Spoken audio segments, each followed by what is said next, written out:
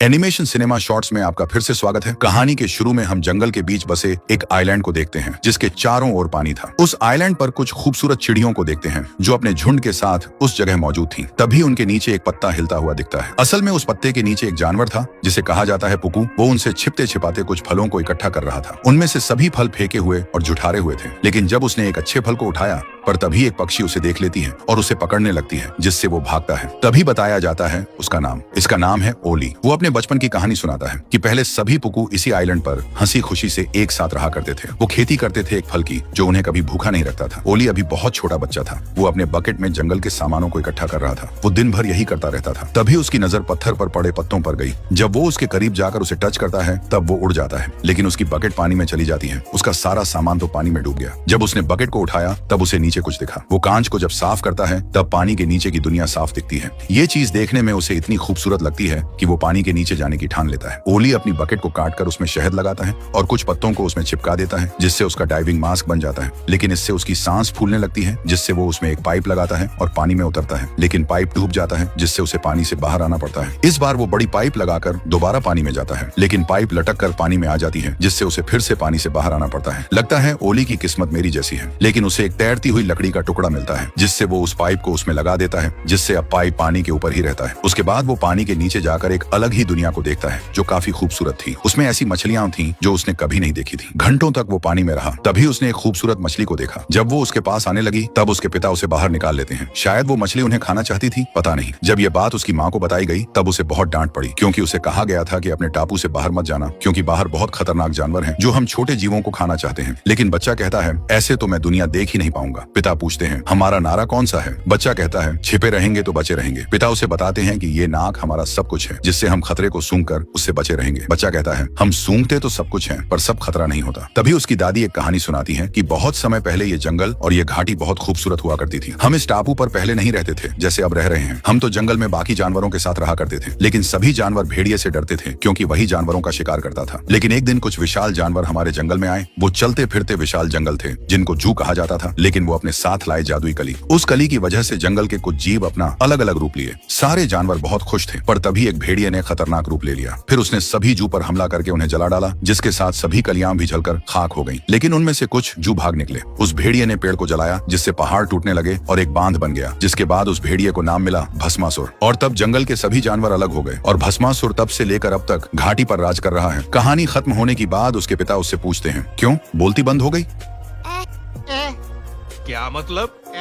वो कहता है कि इस कहानी में उतना मजा नहीं आया। ऐसी कहानी से खाक कोई बच्चा डरेगा। अगर भस्मासुर उन जानवरों को चीर फाड़ कर और उसमें नमक मिर्च लगाकर उन्हें खाता तो कोई बच्चा जरूर डरता। जिससे उसका पिता अपनी बीवी से कहता है एक बात बोलूं, ये तुम पर ही गया है। उसके बाद वो उसे फल तोड़ने के लिए बगीचे में लाते हैं। सभी अच्छे से काम कर रहे थे, लेकिन बच्चे ने अपने आइलैंड पर एक चिड़िया को आते हुए देखा, जिससे वो झाड़ियों में जाकर उसे देखना चाहता है। लेकिन वहाँ कोई चिड़िया नहीं थी, लेकिन उसे चिड़िया की बदबू आ रही थी, जिससे वो अपनी आंखें बंद करता है और सूंघते हुए उसे महसूस करता है, जिससे पता लगता है कि वो चिड़िया उसकी आंखों के सामने ही छिपी हुई है। जिससे वो उसके करीब जाता है, लेकिन वो पीछे जाती है। जब जब वो आगे आता वो पीछे जाती। ओली उसको जैसे ही छूता है चिड़िया उसके सामने आकर उसे भला बुरा कहने लगती है, लेकिन ओली को उसकी भाषा समझ नहीं आती है। चिड़िया को लगता है ये चूहा उसका खाना चुरा रहा है, लेकिन ओली उस फल को खोल देता है, जिससे चिड़िया डर कर पीछे भागती है। वो उस फल को उसके सामने रखता है और एक फल को खाकर बताता है कि इसे कैसे खाना है। फिर वो पीछे जाता है, जिससे चिड़िया आगे आती है और उस फल को खाने लगती है, लेकिन एक फल वो उसे दे देती है। फिर वो दूसरा फल तोड़कर लाती है और उसके सामने रख देती है। ओली समझ जाता है कि चिड़िया उसे खोलने को कह रही है, जिससे वो उसे सिखाता है कि कैसे इसे आसानी से खोलकर खाना है। जल्द ही वो चिड़िया का बच्चा उसे खोलना सीख लेता है। तभी वहाँ ओली के पिता आते हैं। ओली उन्हें बताता है देखो बाबा,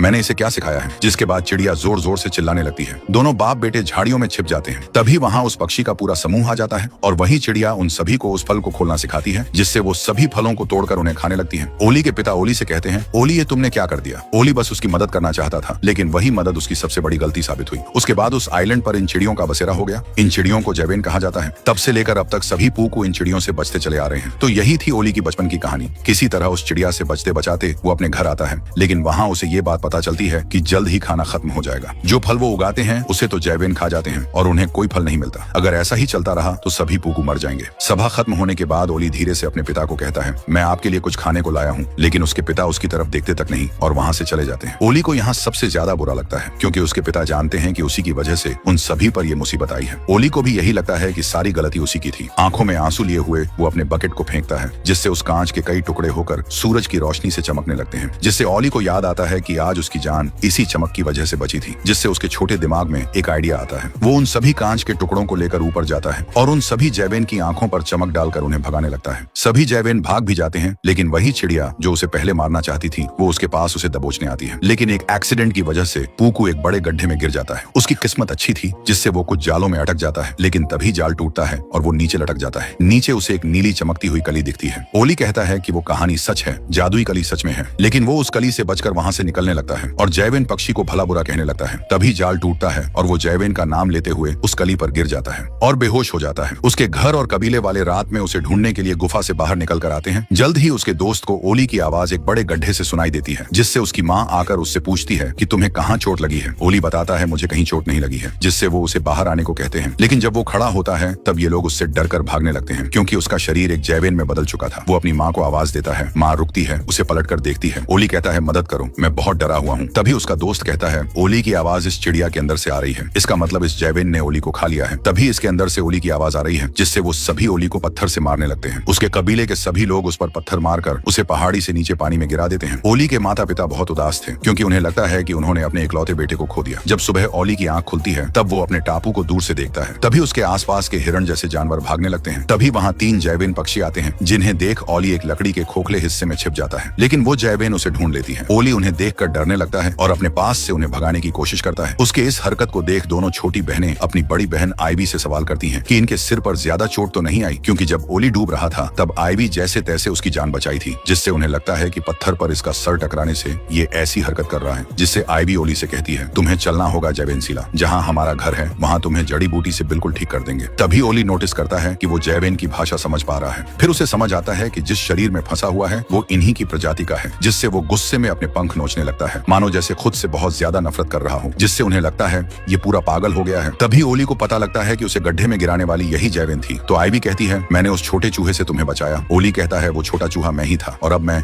इस भद्दे शरीर में फंस गया हूँ तुम्हारे कारण। लेकिन ये सारी बातें उन जैवेन को समझ नहीं आती। वो कहता है मैं कोई जैवेन नहीं बल्कि पूकू हूँ। तभी भेड़िए की आवाज सुनाई देती है, जिससे वो उड़ जाते हैं। लेकिन ओली को उड़ना बिल्कुल भी नहीं आता। अगर वो जमीन पर रहा तो भेड़िए उसे चबा जाएंगे। जिससे आईवी उसके पूरे शरीर पर गोबर लगा देती है ताकि उसे जैवेन की बू ना आए और इससे उसकी जान बची रहे। वो उसे झाड़ियों में छिपाकर वहां से उड़कर निकल जाती है। और जब भेड़िया आता है तब ओली और ज्यादा डर जाता है, क्योंकि उसके सामने भस्मासुर था। वो पास आता है और चला जाता है। ओली खुद को एक नदी में साफ करता है। तभी उसके सामने एक मछली आती है। मछली कहता है क्या बेड़ू क्या कर रेला है। ओली उसे चुप कराने लगता है कि यहाँ भस्मासुर है। जिससे वो डर कर पानी में छिप जाता है और पूछता है भस्मासुर बोले तो। ओली उसे कहता है वो चला गया। लेकिन ओली को ये मछली याद आती है जब सालों पहले वो इससे पहली बार मिला था। मछली का नाम है बूगल। वो उससे पूछता है वैसे तू कौन है। ओली बताता है मैं गलत शरीर में फंस गया हूँ। बूगल कहता है जकास, लेकिन ये सब हुआ कैसे रे। तो ओली बताता है मैं एक गड्ढे में गिरा और जादुई कली से मैं जैवेन बन गया। ओली कहता है क्या फायदा बताकर, मेरा यकीन थोड़ी करोगे। तो बूगल कहता है कहीं वो कली नीले कलर में जगमगा तो नहीं रही थी। ओली कहता है हाँ वही। बूगल कहता है मैंने उसे देखा है। ओली उस कली तक जाने का रास्ता पूछता है और बूगल उसे बता देता है। जल्द ही ओली उस जादुई कली तक पहुंच जाता है। लेकिन वहाँ आईवी भी आ चुकी थी। उसे जादुई कलियों के बारे में कुछ पता नहीं होता। जिससे वो बार बार उससे सवाल करती है कि कहाँ जा रहे हो। ओली उसे बता देता है कि उस कली से मुझे पूकू बनना है। वो गिरते पड़ते जा रहा था, जिसे देख आईवी उस कली तक जाती है ताकि वो उस कली को तोड़कर ओली को दे सके। लेकिन वो उसे छूने से पहले पूकू नाम लेती है, जिससे उसका शरीर जैवेन से बदलकर पूकू में बदल जाता है। ओली वहाँ अपना सर पटकने लगता है कि इस पगलियां की वजह से उसने एक जादुई कली को खो दिया। जब उसे पता लगा कि वो एक घिनौने छोटे जानवर में बदल गई है तो ओली से पूछती है कि क्या किया तुमने। ओली उसे बताता है तुमने उस जादुई कली को छूने से पहले पूकू नाम लिया, जिससे तुम अब पूकू में बदल गई। तब उसे पता लगता है कि उसकी वजह से इसका सर नहीं फूटा। ये इतनी अजीब हरकतें इसलिए कर रहा था क्योंकि ये सच में गलत शरीर में था। जिसके बाद दोनों फिर से उस मछली बूगल के पास जाते हैं। बूगल उन्हें फिर से दूसरी कली के बारे में बताता है कि वो कहाँ है। दोनों उस जगह की तलाश में निकल जाते हैं। ओली अभी भी अपने पंखों को हाथ के जैसा इस्तेमाल करता है, जिससे आईवी उसे उड़कर आने के लिए कहती है। जैसे तैसे ऊपर आने के बाद वो अपने पंख खोल देता है। दोबारा ऊपर आने के बाद वो देखते हैं कि भेड़िए का बच्चा पहाड़ी से अपने माता पिता को आवाज लगा रहा था। आईवी कहती है हमें उसकी मदद करनी चाहिए, शायद वो खो चुका है। तभी आईवी को कुछ महसूस होता है। तभी उनके पीछे की झाड़ियां उससे कहती हैं कि उसके पिता तुम्हारे पीछे हैं। वो वहां से जैसे तैसे भागते हैं। आईवी बार बार उसे उड़ने के लिए कहती है, लेकिन वो उड़ना ही नहीं चाहता था। जिससे वो एक गुफा में आ छिपते हैं। लेकिन भेड़िए बाहर रुक जाते हैं। ओली ये समझने के लिए आगे एक कंकड़ी फेंकता है, जिससे कुछ सांप सामने आते हैं। लेकिन वो फिर से उन जड़ों में छिप जाते हैं। आईवी बताती है ये तो सांप गुफा है। अब इनके एक तरफ भेड़ियों वाली मौत है और दूसरी तरफ जहर वाली मौत। ओली के कहने पर आईवी आंखें बंद करके सांप और पेड़ की जड़ का पता लगाती है, जिससे वो सांप गुफा से निकलने में कामयाब होते हैं। लेकिन सभी भेड़िए चिल्लाते हैं, जिससे गुफा हिलने लगता है और सभी सांप ओली के पीछे लग जाते हैं। अब तीसरी तरफ खाई आती है, जिससे आईवी उसे धक्का देकर कूद जाती है और ओली को पकड़ लेती है। गिरते गिरते ओली उड़ने लगता है और ये उड़ान उसकी जिंदगी की पहली उड़ान बनी, जिससे ओली को बहुत मजा आया। वो एक पहाड़ी पर रुके आइवी ने उसे कुछ खाने को दिया। हालांकि ओली के लिए उसका स्वाद काफी कड़वा और खराब था। तभी खाने को लेकर इस टॉपिक पर बात होने लगी कि जब उनका खाना खत्म हो चुका था, सभी जैवेन मरने की कगार पर आ चुके थे और बहुत सारे मर भी गए थे। वो बताती है कि भुखमरी से उसकी 2 बहनों को छोड़कर उसके परिवार के सभी सदस्य मर गए। तब उन्हें एक आइलैंड मिला जहाँ ढेर सारा खाना था। वो बताती है, एक प्यारे से पूकू ने सालों पहले मुझे फलिया खोलना सिखाया जिसमें फल हुआ करते हैं। उसके बाद से हम कभी भूखे नहीं रहे। जिसके बाद वो सोने चली जाती है। लेकिन ओली रात भर खड़े होकर वही बात सोचने लगा। जब सुबह हुई तब आइवी उसके पास आई। उसे वो झरना दिख गया जहाँ जादुई कली है। जब दोनों उसके पास गए तो पता चला यहाँ तो भेड़ियों का समूह रहता है। तभी पानी में उन्हें बूगल मिला। वो बूगल के पास गए और बताने लगे कि यहाँ खतरा है, यहाँ भेड़ियों का खानदान रहता है। बूगल ओली से कहता है, एक तू ही मेरा दोस्त है और जब तू पूकू में बदल जाएगा तब मेरा कोई दोस्त नहीं रहेगा, क्योंकि तब तू अपने घर रहने लगेगा और मैं सिर्फ नदी में। जिससे आइवी उसे भी एक कली देने का वादा करती है ताकि वो अपने पसंद का कोई भी जानवर बन सके। पहले इस कली को पाने के लिए बूगल भेड़ियों का ध्यान खींचने के लिए वो पानी से बाहर निकलकर मरने का नाटक करता है, जिससे सभी भेड़िए उस पर टूट पड़ते हैं। जिसका फायदा उठाकर वो दोनों उस कली के पास पहुंच चुके। लेकिन दोनों में बहस हो जाती है क्योंकि वहाँ एक ही कली थी। आइवी कहती है, इससे मैं जैवेन बन जाती हूँ और उसके बाद हम बाकी कलियां ढूंढ लेंगे। लेकिन ओली को उस पर भरोसा नहीं था। तभी दोनों के बीच बहस होती है जिसमें उस फलिया का नाम आता है, यानी कि उस फल का जो जैवेन पूकू से छीन लिए थे। ओली बताता है कि जिस पूकू ने तुम्हें फलिया छीलना सिखाया वो मैं था। तुम लोगों ने हमारा खाना छीन लिया और आजादी भी। हमारे लोग तुम्हारी वजह से मर रहे हैं। इतना सब सुनकर आइवी को बहुत बड़ा झटका लगता है। पर तभी वहाँ भेड़िए आ जाते हैं जिससे वो बूगल से मदद मांगते हुए दोनों उसी कली के ऊपर गिरकर बूगल मछली में बदल जाते हैं। जैसे तैसे आइवी को समझ आता है कि अगर हम जिसका नाम लेकर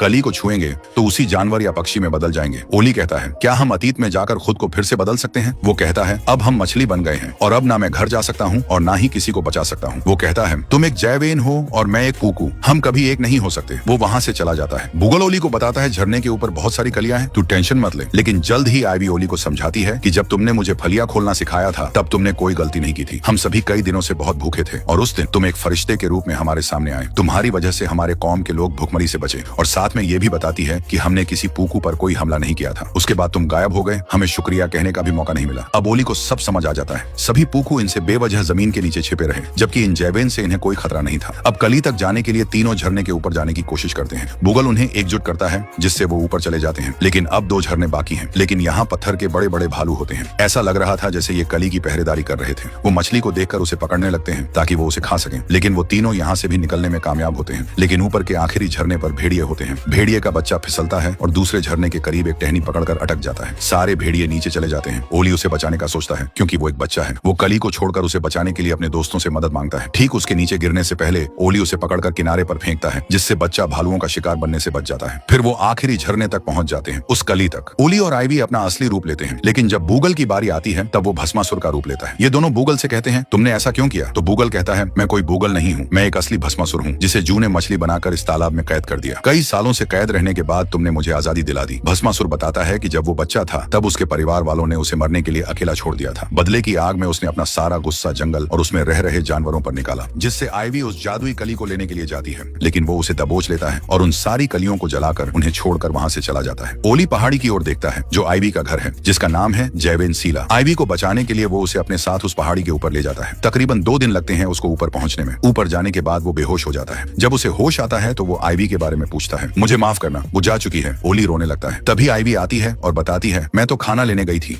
वो उसे गले से लगा लेता है और कहता है, मैं सभी के लिए पनौती हूँ। बाहर आने के बाद ओली उनके घर और घर वालों को देखता है जो काफी खुश थे। आइवी ओली से कहती है, उस दिन अगर तुम हमें फलिया खोलना नहीं सिखाते तो आज ना ये जिंदा होते और ना ही ये बच्चे पैदा होते। इन खुशियों की वजह सिर्फ तुम हो। तभी वहाँ बच्चे खुशी से नाचने लगते हैं क्योंकि शायद उनके ऊपर बर्फ गिर रही थी। लेकिन ओली कहता है, ये बर्फ नहीं, राख है। पहाड़ की चोटी से जब वो नीचे जंगल में देखते हैं तो चारों ओर आग ही आग होती है। भस्मासुर ने फिर से जंगल को भस्म करना शुरू कर दिया। जंगल के सभी जानवर उस आग से जलकर मरने लगे। जैवेन का मुखिया कहता है, अब आसमान सुरक्षित नहीं है, सभी अपने घोंसलों में जाओ। आइवी कहती है, हमें उनकी मदद करनी होगी। पहले तो मुखिया नहीं मानता, लेकिन जब उसकी बहनें आकर उसकी तरफ से बोलती हैं तो मुखिया को मानना पड़ता है क्योंकि उसकी छोटी बहनें बहुत बकबकी थी। जल्द ही जैवेन पक्षियों का समूह उनकी मदद के लिए निकल जाता है। जो आग के बीच फंसे जानवर थे वो उन्हें किनारे तक लाने में उनकी मदद करते हैं। लेकिन अब सारा जंगल जल चुका था। अब सामने सिर्फ एक ही जगह सुरक्षित बची हुई थी जिसके चारों ओर पानी था, यानी कि पूकू आइलैंड, ओली का घर। वो ऐसे तैरते हुए उस टापू तक नहीं जा सकते। तभी भेड़िए सामने आते हैं। मुसीबत उन सभी जानवरों के ऊपर थी। वो ओली का शुक्रिया अदा करते हैं क्योंकि उसने उनके बच्चे की जान बचाई थी। वो उनकी मदद करते हैं टापू तक जाने के लिए। जब जंगल पर मुसीबत आई तब सभी जानवर एकजुट हो गए। माता पिता को ओली की आवाज आई। उन्हें लगता था कि ओली मर चुका है। ओली उनसे मदद मांगता है, लेकिन उसके पिता किसी भी जानवर को अपने टापू पर नहीं आने देते क्योंकि पूकू प्रजाति बहुत छोटे किस्म के जानवर हैं और वो बाकी सभी जानवरों से डरते हैं। वो ओली को भी इन जानवरों से दूर रहने के लिए कहते हैं, लेकिन ओली उन्हें समझाता है कि ये सभी घाटी के जीव हैं और इन्हें मदद चाहिए। चाहिए। लेकिन ओली के पिता कहते हैं हमें पूकू के अलावा किसी पर भी भरोसा नहीं करना है। ओली कहता है दादी की सुनाई गई कहानी सच है, जादुई कली, भस्मासुर, और मैंने उन्हीं कलियों की मदद से दूसरे जीवों का रूप लिया और मैंने बहुत कुछ सीखा है। हमारी असली ताकत एकता में है। जल्द ही ये बात उसके पिता समझ जाते हैं और बाकी जीवों को अपने टापू तक आने में उनकी मदद करते हैं। लेकिन तभी भस्मासुर की आवाज आती है। वो टापू की ओर बढ़ने लगता है। ओली भागते हुए उसी गड्ढे में जाता है और मरे हुए जू से विनती करता है कि उसे एक कली मिल जाए। जल्द ही एक कली खिल जाती है जिससे वो जू बन जाता है। बाहर आने के बाद वो भस्मासुर को इस टापू पर आने से रोकता है। उसकी आग बुझ जाती है। ओली एक कली को उगाता है और आईवी उसे बूगल का नाम लेते हुए उस पर कली फेंक देती है,